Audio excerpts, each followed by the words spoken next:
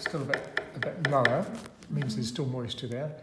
But if you just, without any weight, so it's just balancing my hand, I'm not pushing down, you can tell if it's, by the sound, if it's too high, it's too dry, but that's about right. But also, you can tell by the drag. If there's a lot of drag, then it's too wet. If it's a scratching sound, you've left it too long, you've had it. Well, if you double gild, it's all right, but if it's too hard.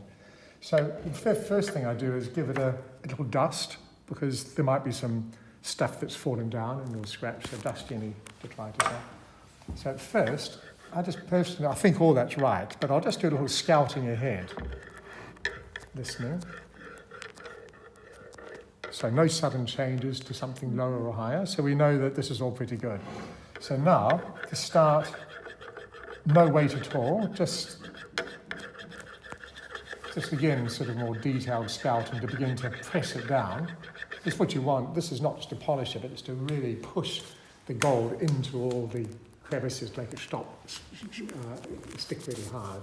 If you push too hard too quickly, before it really cemented on, you can scratch or break through. So you're gradually building up the pressure.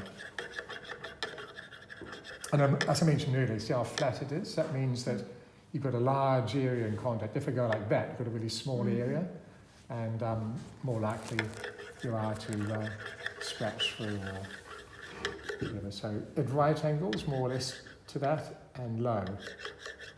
And different people have different techniques, but I tend to change direction only about 10 degrees. If you go in the same direction, you tend to go in the same groove. Some people crisscross, but I don't know, to me that was a bit too rigid. So just slightly changing direction. So I'm pretty confident now that all that's good. So gradually increase the pressure and the speed, and avoid this where you're changing direction in the same place, because every time you change direction, you have more pressure there, you have little marks. So you want the marks spread out rather than all in a line. So you've got to force yourself to be a bit erratic and not too much of a pattern.